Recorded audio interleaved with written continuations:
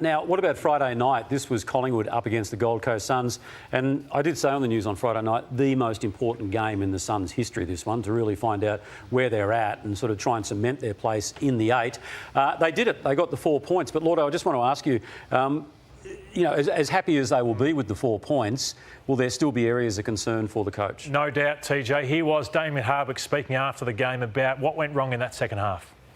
We're just growing and learning in that space of what it is to absorb, but more importantly to keep playing. We sort of, you know, I thought we probably went in our shells a little bit. We didn't offensively challenge them at all.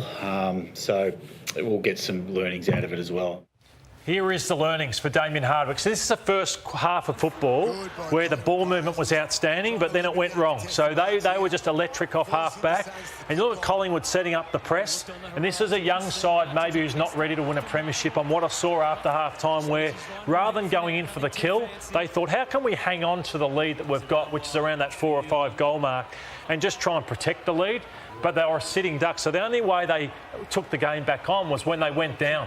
They went down by 3 points and they said, oh, we have to score now. And their captain led the way in that moment. Noah Anderson, yeah, one of the great goals out of the centre bounce. But this was it, and this is what happens. If you want to play this way, which I just showed the Bombers earlier, if you want to do this, Collingwood love it. They just shift, they shift across, turnover, and then on the way back, this is the football that Collingwood would play.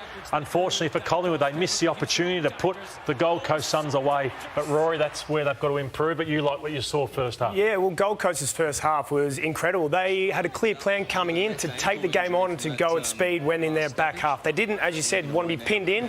Even that one, most players get pushed back off the mark.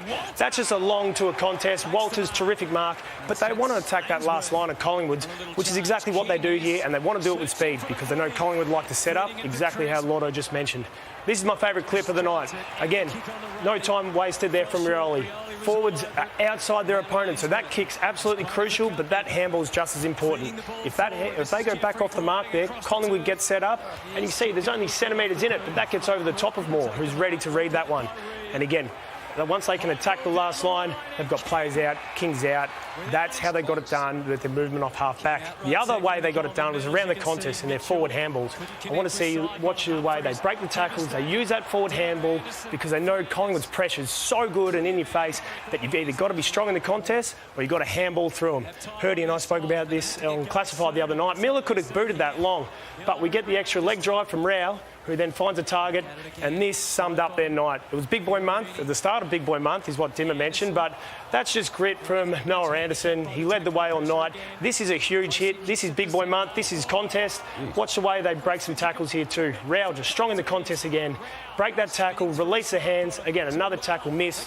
Forward handballs against Collingwood work as long as you can finish and you have the runners there. So a clear game plan going in and well executed from a young side. I'll tell you, when you look at it like that, they're a very good side to watch, aren't they? Yeah, they are. And Touk Miller was central to a bit of what you showed there. He unfortunately was subbed out of the game with a hamstring problem. And again, he's obviously going to miss some weeks, you would think. They yet to officially put a week's out component to this diagnosis. But also too, Jeremy Howe has been so important to Collingwood this year for what he's been doing, but just suffered some groin issues there late in the piece. And again, he plays hurt regularly, that man. He may be requiring a rest as a result of what happened there on Friday night. Lord, I know you want to talk about Josh Daicos in particular, but if you were Craig McRae, would you be overly concerned with the result? I mean, there's a lot of positives to take out of that, isn't there? Yeah, a lot of positives. So no concern at all. You always have a few concerns when you lose a game of football, and then we're going to take a deep dive in primetime takeaways at the personnel of Collingwood and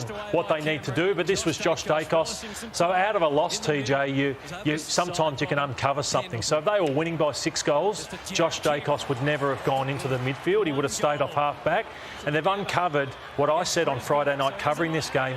He could be nearly the best midfielder in the game. I know everyone says his brother is, but what I saw from Josh the other night was, why can't he be in the best 2 or 3 midfielders in the game that we have? So I wouldn't be sending him to back to half-back, because he was that good. But he's been so good at half-back, though. I know he has, but you can And they had a 3-game lead at the top of the ladder, so It's easy it back served there, its Brownie. purpose. No, So It's not easy It back is, there. Brownie. but we've It's spoken easy about back how there. important halfbacks are. They can't have any. I'm telling you, it's not tough. It's not. So who replaces Josh Daicos at halfback? Because Houston's already there. Why is Who everyone replaces him? Who's the distributor role? Because I'll argue that they're 3 games clear because of the balance of their side, and Josh Daicos plays a very important What role I in that. saw in that first half, Collingwood cannot win the premiership with what they served up in that midfield. It was a mess. They were slow. They were pedestrian. He changed the game. Obviously, Pendlebury they got wrong, being the sub, so he was back in after half-time. Miller went out, so there's a few circumstances, but I'd rather Dan Houston back there. And let's look if Oleg Markov can play off half-back and provide run. Just want to go back to your comments about 45 seconds ago. It's not hard to play back there. No. If I wanted to come back as a footballer, that's where I'd want to go back. How many of your former teammates They texting you at the played a moment? different brand of football back then. So the Solomons and the Hardwicks, they played tough, uncompromising. If you want to go back and get easy touches, you go back to the half-back flank. And some are better at it than others. But, geez, it's a nice spot to play. It's a nice. I like it. A nice spot to play. Well said. Right, I'm going to ask the question, did Craig McRae cost his side the 4 points at selection? Wow. So I'll put to you, Myercheck was rested, so they're 10 points clear. Pendlebury the sub and playing Mitchell and Long in the same midfield, which I don't think many would say works. So I'm saying if Pendlebury starts the game, do they win?